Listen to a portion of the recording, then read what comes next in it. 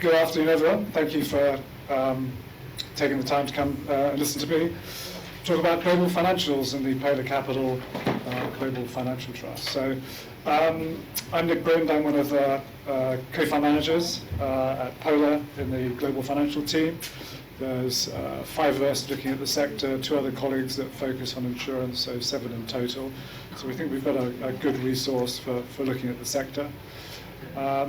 Today, talking about our trust, it's in the middle here, launched just over 10 years ago. Income and growth vehicle, yield of around 3% at launch.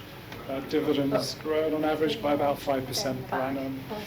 It's bookended by our 2 open-ended funds, one that's more focused on credit and the other much sort of more growth-orientated. So simply sort of skimmed, semi-skimmed and full-fat versions of financials. So we're doing the semi-skim version today. So global financials, that's the second largest sector in the world. It is important. It's unloved, but I think that's, we'll come on to that. I think that's the focus on the bank sector, which we'll touch on. But very much when we launched it, is to give this broad exposure. So very much, some of the large banks, small mid-cap banks as well, insurance, diversified financials, and lastly fintech. So payments came into the sector at the end of May from the technology sector, and that's obviously broadened us as well. Yeah, he's gone. Since inception, we've just delivered just shy of 115%. We had a corporate action in 2020 where the trust was reconstructed. You've seen much stronger performance since then. And at that time, the trust was launched with a fixed life of 7 years to the middle of the pandemic. Interesting timing. We constructed, extended the life indefinitely subject to regular 5-yearly tenders. The next one is in June 2025. Today, the trust is sitting on a 10% discount, and so you've got that certainty that in about 21 months, for those that want to take that liquidity option, they'll be able to exit at around NAV less a small amount of for costs, so about 1%. The attraction of obviously investing in the sector, it's the second largest. It is very much a cyclical sector. We'll obviously talk about the relevance of that at the moment. But one of the attractions of launching at the time was to try and get people to not look at the sector through the lens of what had happened with UK banks and UK financials. And so this is part of the reason we show here, how the sectors perform relative to both UK banks and at the bottom, broader UK financials. So you've had a better performance. There's a lot of fantastic opportunities across this, not just in banks, but insurers and et cetera. And so to give you that broad, low risk exposure to the sector and take advantage of the opportunities as we talk through them. Discrete performance, we'll touch on here. We can come back to that later. There's interest, but obviously there for reference. So why own financials? I mean, fundamentally, about 2/3 of the sector is made up from banks and insurance companies, balance sheet businesses, and what we're trying to buy is good quality franchises that deliver attractive compounding growth in their book value and dividends. So we show here JP Morgan over the last 12 plus years. And so while sentiment obviously changes, concerns about the economic cycle, the impact of regulation, interest rates and so forth, has seen share prices volatile around that trend, what it's showing is actually good businesses continue to year after year compound actually book value and over the long term will deliver good returns to shareholders. Today, obviously that normalization in interest rates is increasing the underlying profitability of the sector. We'll touch on that. The market, understandably, is very focused on shorter term concerns about the downturn, impact of maybe interest rates. But very much, we see this as an earnings issue, not a capital issue, notwithstanding, what happened back in March, which we can touch on. So, for us, this is a global financial crisis too, with what happened with US regional banks and Credit Suisse in March. Balance sheets are incredibly strong, underpinning a good capital return from the sector, and you'll therefore be able to buy these sectors at close to historic lows on absolute or relative terms. Financials we can't escape. There's a cyclical sector. they're probably first to drop when sentiment changes about the outlook, and they're the first to rally. There's some data that Autonomous put together pre-pandemic, and they looked at the last pre-pandemic 12 recessions in the US. And in 8 to 12 of them, financials actually outperformed during the recession. Not surprisingly, the market starts to discount that risk, and when you can see the whites of the eyes of how deep that downturn is, people are then willing to start to take more risk on, and you start to see the sector perform. So that's obviously key to how the sector performs from here. There's longer-term structural growth drivers, emerging markets, mid-cap banks, fintech, which we can touch on. But ultimately, probably the elephant in the room is around the outlook for the macro, what's the outlook for interest rates, and key, what you think is going to happen over the next 10 years for interest rates. If you think interest rates are going to go back to zero, probably best step away now. You don't want to own financials, you probably don't want to own equities and several other things. But ultimately, we believe that interest rates are going to normalize at a higher level than you've seen in the last 10 years. And that's just, that's fantastic news for the sector. So put that in context, just one example. HSBC has $1.6 trillion of deposits, of which for the last 10 years it barely made a return, and it's largely a cost to the business. Today, that's generating $13 billion of net income. It's about 7 percentage points on its return on equity. It's huge, and that's risk-free. It's just taking that money and depositing it, from a point of view of the central bank or wherever. The risk is obviously on the asset side of the balance sheet. So I think that's worth highlighting. Valuations. So today, what we try to do here is we look back since the GFC. How many days has the sector traded at these kind of multiples over the last 15 or so years? So at 7.9, or I think 7.8 times, global banks have traded at this level less than one day in 10. For insurance, after the sell-off recently, at about 10 times, you're looking about 1 day in 4, so bottom quartile. So in both cases, notwithstanding the volatility around earnings, which we can come to, you're buying the sector at a deeply discounted valuation. You then, on top of that, put the 10% discount, which the trust is trading at, and you can see for banks, it's less than 50 days that you've seen multiples at this level. And for insurance, equally, it's down to that 1 in 10. So, for us, we think it's a really interesting time.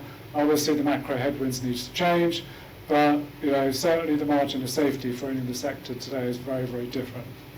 And then that neatly feeds on to capital return. So the US capital return remains very strong. Obviously, buybacks are a more critical component of banks returning capital.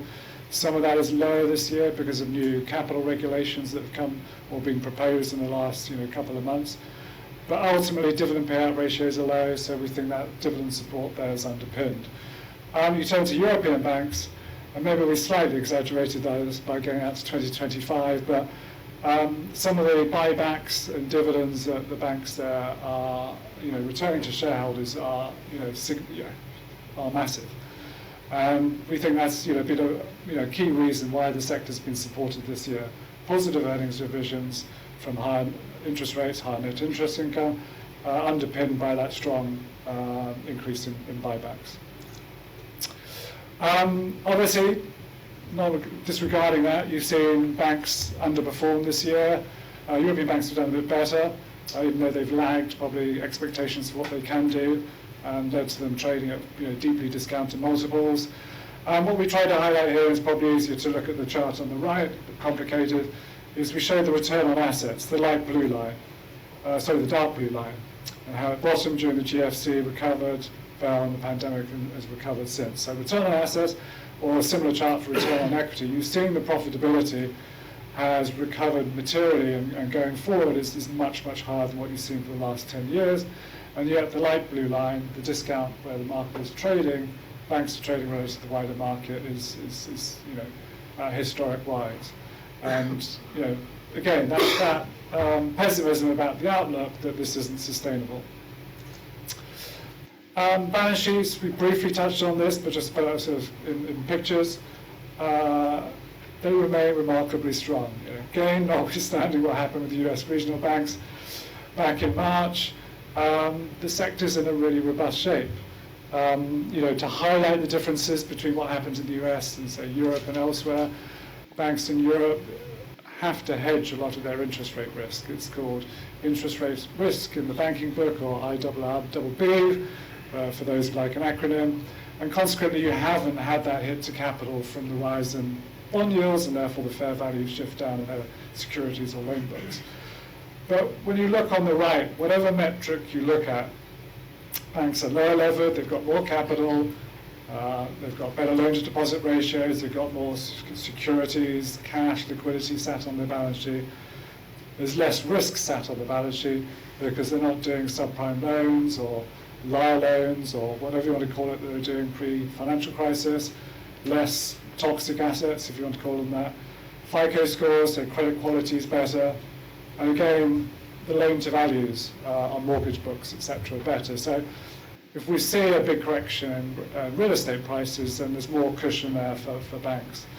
And a great statistic, if I remember off the top of my head, going back to sort of 2010, Allied Irish Bank, its average loan to value on its mortgage book was about 110%.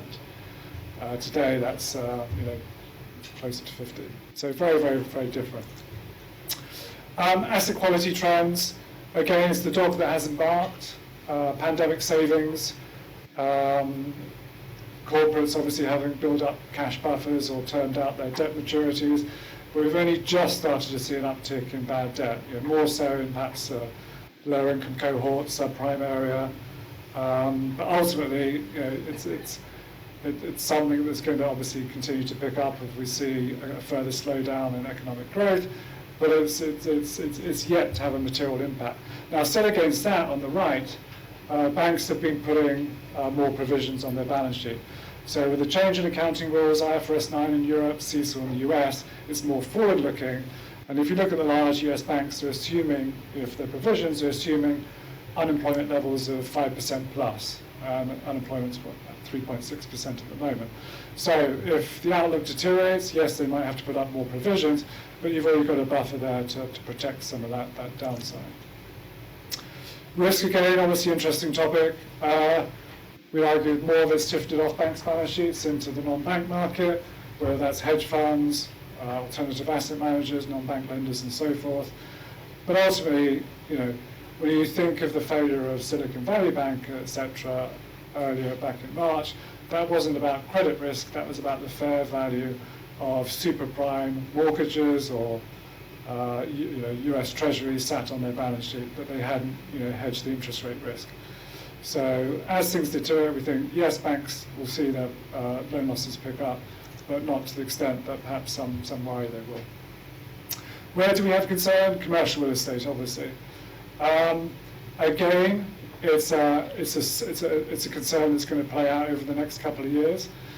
When you look at the exposure some of these smaller US regional banks have to commercial real estate, it is significant, but it's very diversified. The largest part is what they call multifamily apartments. You haven't seen any correction or much in apartment prices in the US, for example. The big concern has been in office, and you're seeing banks put up sort of high single-digit, low double-digit kind of provisions against their office portfolios. But again, the exposure there is actually relatively immaterial. So definitely a manageable issue for them to deal with. The macro. So our views at the moment, we think obviously that the outlook is mixed, uncertain. There's a lot of conflicting data that's coming out, and a lot of uncertainty, exacerbated obviously by what's happening in bond markets. Consequently, we're quite conservatively positioned on the trust. We'll come to that on a later slide for the portfolio, and that reflects the style we have for the way we're positioned is to, the big get better, the strong get stronger. So the quality franchises we like to own, good underwriters of risk, good deposit franchises, and so forth. And we can touch on that in a bit more. Emerging markets was about 20% of the trust. Probably about 6 months ago, we pulled it back to about 13%. It's an area we like long term for the structural growth drivers. Again, we like the private banks. We have no exposure to some of the Indian or Chinese state banks here. So things like HDFC Bank, Bank Central Asia in Indonesia, Banorte in Mexico, and so forth. And there we see good opportunities. It's more where we're more cautious as valuations of some of these banks are at the other end of the spectrum. You're having to pay a decent multiple for it. Insurance is the second largest exposure for the sector and for the trust. Continues to perform well. It's benefiting from strong tailwinds. The catalyst, A, it's defensive. B, it tends to be counter-cyclical. Claims are obviously driven largely by weather-related losses or accidents. And you've got this tailwind of rising rates that you've seen in recent years, albeit slowed more recently for commercial insurance. And that's been, despite that slowdown, it's still been running at a pace slightly above claims inflation. Auto or motor insurance is one exception here. As you've seen, the sort of share price performances, the likes of Direct Line and Admiral have been weaker. But an area we particularly like at the moment is reinsurance. So we've had we've had no exposure to this until the last year. And the reasons we like it is you've seen a lot of capital come out of the reinsurance sector. So for the last 4 or 5 years, even though reinsurance rates have been rising, the reinsurers haven't been meeting their cost of capital. Catastrophe losses have come in higher. They've been hit by what you call secondary perils, floods, wildfires, etc. And that resulted in withdrawal of capital from some players. January renewals at the beginning of this year, you saw reinsurance rates rise by about 38%. So as a colleague once said, he's just come back from Monte Carlo, probably a few glasses of champagne as well. He said, for the first time ever, I think this sector is investable in. And what's really interesting is the attachment points for these companies have gone up. So the risk is falling more on what we call the primary insurers, not on the reinsurers. So this is an area we've added to quite materially over the last year. FinTech, we split out here to some of the themes. Emerging markets, payments, neobanks, and so forth. We do have a small bucket from Quoted. We only have 2 investments at the moment, which make up about 1% of the trust. So Atom Bank on the left and Moneybox on the right, which is a ISA and savings platform. But we see some interesting opportunities here. We've been very cautious more recently. Multiples, obviously, were very, very high going back 12, 18 months. They've come down. There's been some disappointing earnings from the likes of Adyen. Actually, PayPal we've since sold, putting this presentation together. So our main holdings are around MasterCard and Visa. So again, we're sort of on the more cautious tack at the moment. But we see some interesting opportunities there. Again, I suppose talking about the value opportunity on the left, relative price-earnings ratio for US banks. Again, you're seeing, you're going back down to sort of pandemic kind of levels, even below where you saw in the GFC on earnings multiples. So we think that, again, this is interesting.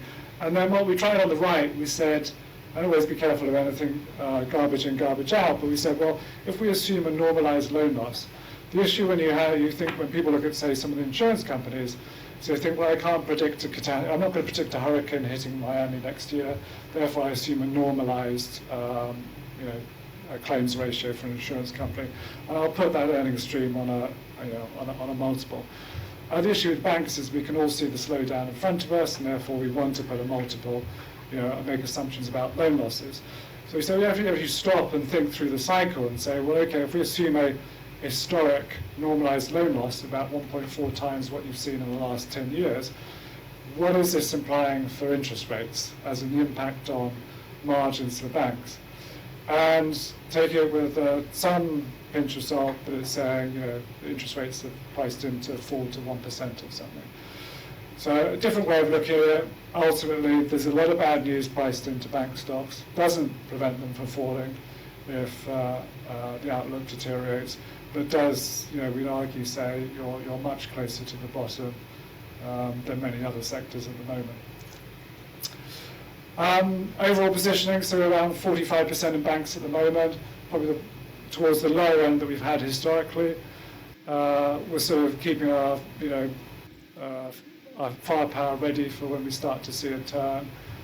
We've taken gearing down to about 3% at the moment, so we're keeping that powder dry to put risk on when we get more optimistic about the outlook. Insurance comes up second there, so 17.5%. That excludes Berkshire Hathaway, which is classified as a diversified financial. So if you include Berkshire, then it's sort of 22, 23% in insurance. And that's gone up a little bit more recently. When we launched the trust, we also said you could we'd have up to 10% in fixed income. So with the volatility around the UK budget last year and Credit Suisse back in March, we took our exposure up from about 1% up to 10%. So buying a mix of bank and insurance bonds, senior tier 2 AT1s, yielding from sort of 8 to 12%. And we think that's a good place to put some money in the short term, good risk-adjusted returns, and we're quite happy. So, as and when we turn more bullish, you'd expect our exposure to payments probably to come down, a bit less than fixed income, raise the gearing, perhaps add to some of our asset managers' exposure, and look to take advantage of that. So, very much to wrap up, it's an out-of-favour sector. It was ever thus. But it is the second largest sector globally. It's the largest constituent of value indices. As we saw back at the end of 2020, when it turns, it will turn very, very quickly. Some of these share prices are discounting too much bad news. You've got that margin of safety. This is very different from 10, 15 years ago. Balance sheets are very, very strong. The underwriting, the risk appetite that banks have taken is much more conservative than it was 15 years ago. Does give diversification away from some of those more high growth sectors that worked very well in 2021, obviously less well this year. And we think that's a really, really interesting opportunity. And long term, if you believe in higher interest rates, then we think this sector is going to do very well. So thank you very much for that, and happy to take questions.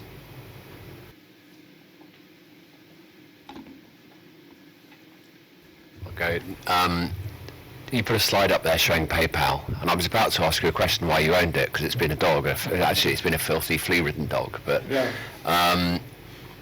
So the question now is, why did you sell it? What's wrong with the business, particularly after the share price fall?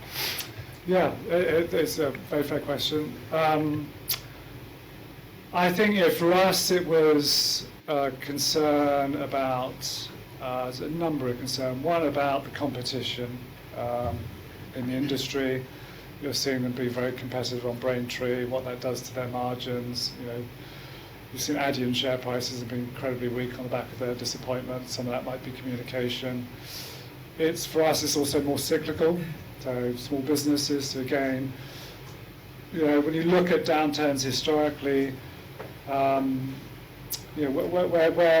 defaults initially? It's credit card. Consumers defaulting on their credit cards, small businesses, because again, people are spending less. They're going to pay their mortgage to start with. They'll probably pay their credit card, their auto loan, and you're going to spend less when you go out. So I think that was key for us. It wasn't a large holding. And again, you think, well, if we don't have conviction in it, get rid of it. New CEO, maybe takes time to bed in. So it was for those reasons. Great, thanks, Jimmy. Hi, yeah. Hi. You touched on commercial real estate. Yeah. I appreciate the regional banks aren't a feature of your portfolio. I was just wondering how susceptible the US regional banks are to a further deterioration in that sector. Yeah, it's a great question. They are. I think fundamentally, when you look at the underwriting coming into this downturn, banks have been writing on 50, 55% type of loan to values. It's not what we saw in the run up to the GFC when it was 70, 80% in some cases, as high as that. And it's in a particular, it's more in a particular segment, so it's office. Okay, retail's had its issues. Bond yields carry on rising. There's obviously going to be further pain, but there's a lot of cushion there. So that gives us comfort. It's manageable. MetLife came out with some great, there's an update, I think it was either the beginning of this week or last week. So again, there's been concern with life companies for commercial real estate exposure, and they updated their loan to values for market values today. And on average, they wrote down property values by 25% from, and it raised their loan to value from 48 to 52%. Which tells you that not all the loans have been written in the last year or two. They've been written 5, 6, 7, 8 years ago. So there's a bigger cushion there. But ultimately, it's going to be a headwind for earnings. We saw it in the last quarter. Banks putting up provisions on their office. I think high single digits for some of the, especially if you've got exposure to CBD. So it seems to be it's an earnings event. It's not a capital event. Now, that doesn't dispute there isn't a small regional bank out there that's overdosed on construction loans, development, office, CRE in the wrong places. And you've got to be aware of that. And historically, it's the one area. For banks, you go back, it's real estate crashes that most undermines their business model because that's most of their assets are secured on real estate.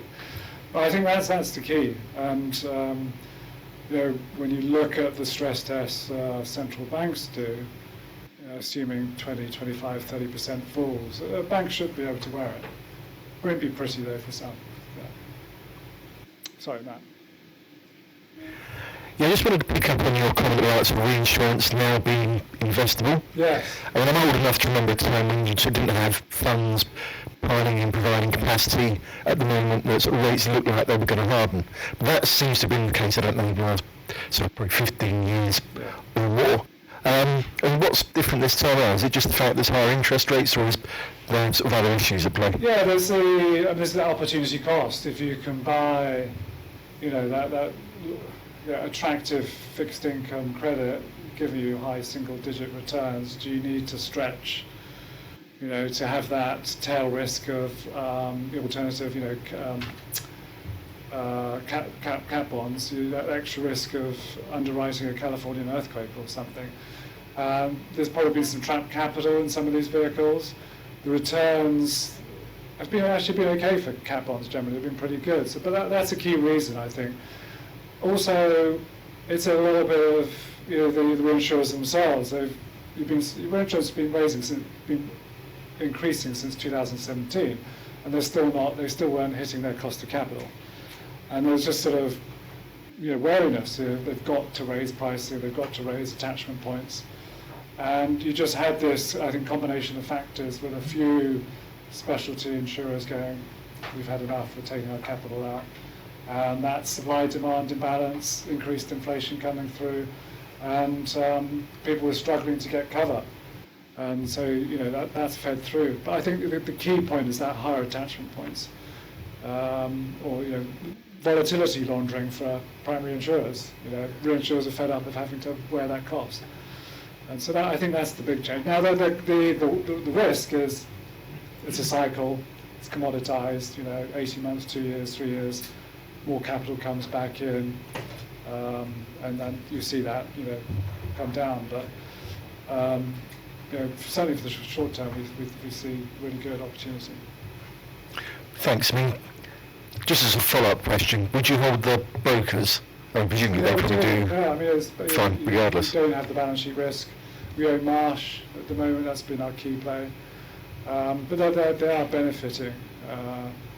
Gallagher's did a great acquisition buying Willis Re before this took off. So yeah, no, it is. They do well. You're paying a bigger premium for that, flow of cash flows and that, the lack of balance sheet risk. But they're good businesses, and there's been a lot of consolidation. So.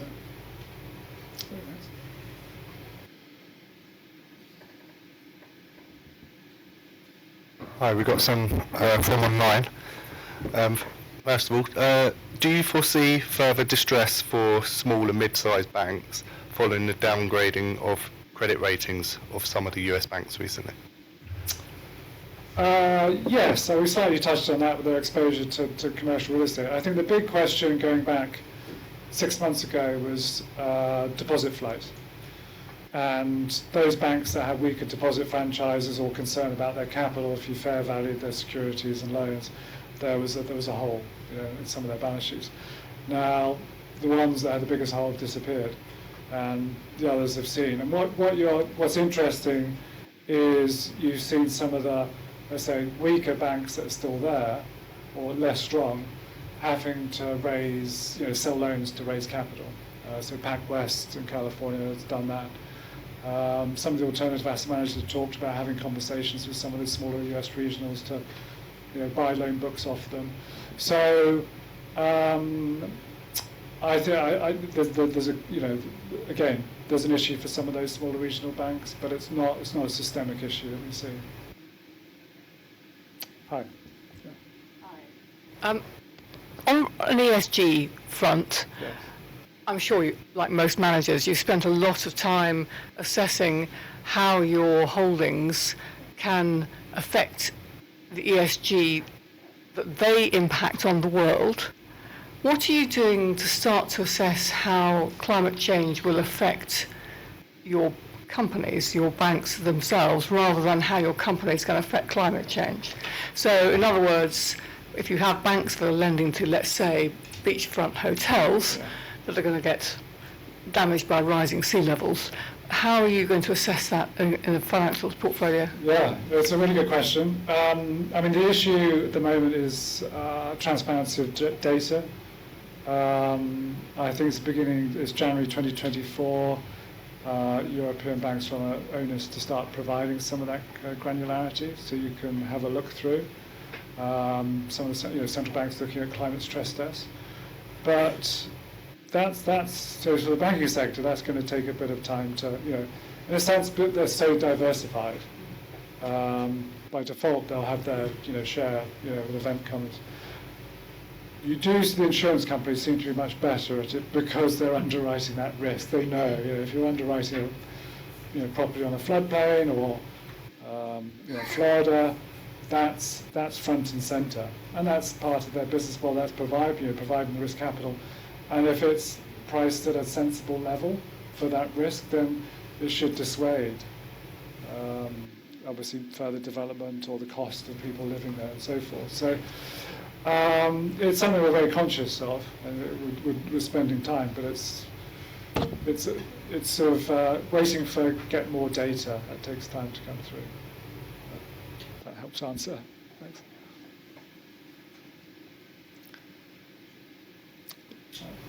So just a follow-up question to that. How do you start to look at the ESG risk of one of the big banks like HSBC or something? As I remember, their surveying report looks like the yellow pages anyway, in terms of thickness. Yeah, well, it's a classic hindsight, but it's not. We do a report internally, and we just, it was the sort of top 10 of who had the most pages of litigation of banks globally. And I wouldn't be surprised, Credit Suisse was either number 1 or number 2. And that caveat emptor, that tells you all you need to know. And that is, I think, from it's a sort of not a very precise way of doing it, but it told you a lot of what has happened and what could happen. And the surprise, there's actually a few banks there that came out, and you sort of scratch your head at how many pages they had, what were deemed, decent banks. So, yeah, it's a difficult, these are enormous organisations, but that was a good tell. I think still is. A couple more online. Although you're underweight on China, do you plan to further reduce your indirect exposure given the problems facing China and the economy there? Yes, so we have reduced it quite markedly. So our exposure to EM has ranged from sort of 3% to 30% over the life of the trust. It's 13 at the moment. We have no, the indirect exposure we have is HSBC, Standard Chartered, and some AIA and Prudential. We've pulled back from all of them, so we are underweight. It's balancing out that risk reward. It's very easy to be negative on China at the moment for obviously good reason, but I think we feel quite comfortable with some of our holdings, so we're happy for the moment.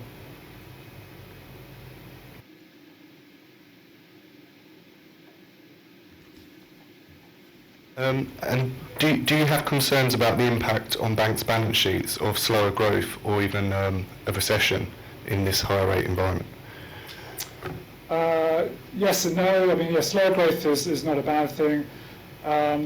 Again, you can see with hindsight the fastest growing banks in the US, included Silicon Valley Bank, First Republic, and Signature. So fast loan growth is normally a sign of risk.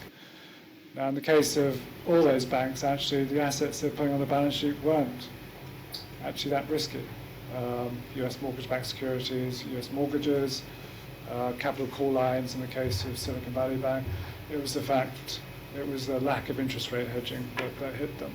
So lower growth is not a bad thing, but yeah, higher bond yields, higher interest rates, that's got to have an impact. And I think the surprise for everybody is that we've seen such a limited impact so far. And even some of the life insurance companies we meet, when you look at the private credit, the underlying data has remained remarkably robust, notwithstanding that interest rates have gone up a long way. That can't continue forever. So yeah, there's going to be a deterioration, but it comes back to it'll be an earnings impact. I think our comfort is going back to banks are forced to preemptively take provisions. They're already doing that for a much worse environment. We saw this playbook in 2020. Banks took huge provisions and then had to, following that, had to write them all back again. This will be different. It's going to be more drawn out. The jury's still out. We'll have to wait and see. Thanks.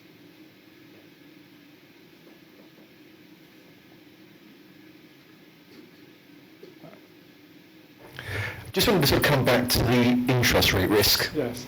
So you sort of tend to think financials, you tend to think rising interest rates actually generally are positive, albeit default risk is sort of rising. I mean, if you look across the portfolio, is there sort of anything that's perhaps negatively correlated with interest rates?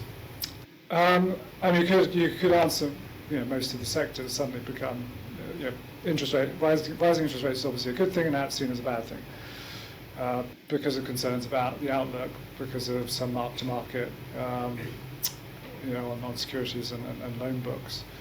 But what people are also missing, for an environment, higher for longer, so the concern about interest rates falling, into next year or the year after, the longer they stay higher, the more banks can term out that higher interest rate.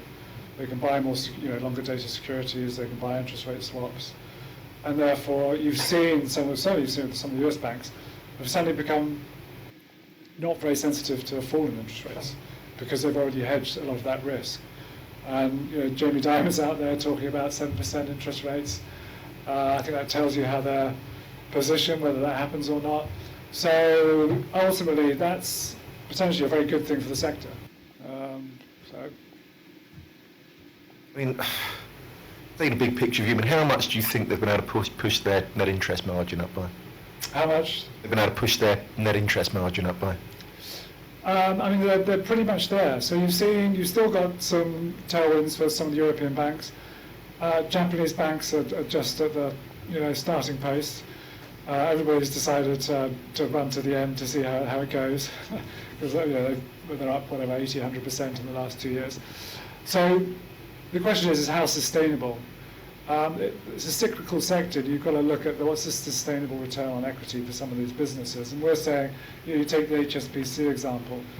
They were really struggling to justify how they'd ever get to an 8 or 9 or 10% ROE 2 years ago. Now they're generating mid-teens because suddenly the god of interest rates has come back to save them. And it reminds you just how fantastic that deposit franchise they have. And you can say that for a lot of these big banks. It's a value that everyone was subscribed zero to a few years ago, and so that's come into play. And it's why some of the wholesale lenders or wholesale funded non-banks have struggled in this market, because suddenly their cost of funding has gone up and they don't have that cheap deposit. Historically, it's why we've liked Asian banks. It's that cheap deposit sat there as risk-free money. You don't have to go out and lend it, on credit cards, etc., to make the same return as in a country where people don't have the same savings culture. Yeah. You mentioned Japanese banks Yes. a moment ago. What would you be looking for to invest in that sector?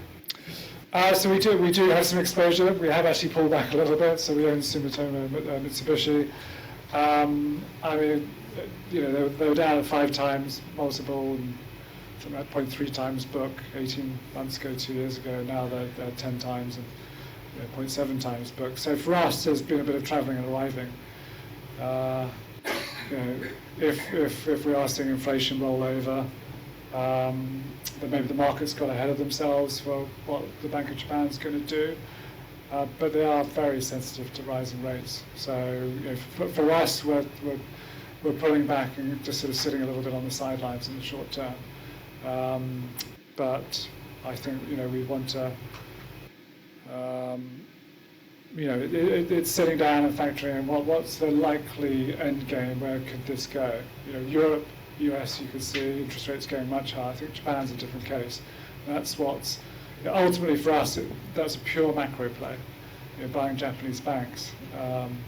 Whereas elsewhere, you feel you're buying a fantastic franchise that's deposits or lending or whatever, and it's got a niche in certain segments, or JP Morgan, it's number one in most of the silos it operates in, and you can see how that business is growing and investing. When we look at things like Bank of America in 2022, 604 patents. It's got over 4,500 patents. It's been investing in AI. I mean, we haven't discussed AI. There's this investment going on in these big banks that it's behind. No, it's not the issue that's going to drive share prices, but that's something that's exciting, tangible, and interesting, and long term will deliver really good value. But for the moment, it's the macro that's driving the narrative. So for us, we're being a bit more cautious. I mean, just on the AI thing, you've been benefiting from fintech. Have we been benefiting? Yeah. Well, we make good money out of some of our fintech holdings and less good money out of others. So we're a bit cautious at the moment. There's some really interesting value, but we feel just short term, the outlook is just quite tough, and just sort of anecdotal stories about funding rounds, further down rounds. I mean, you'll know there's listed investment companies out there that do it sitting on enormous discounts, and they're sat there for a reason. But it's an interesting space. With that, thank you very much. Great, thank you very much. And of course, Nick. Thank you.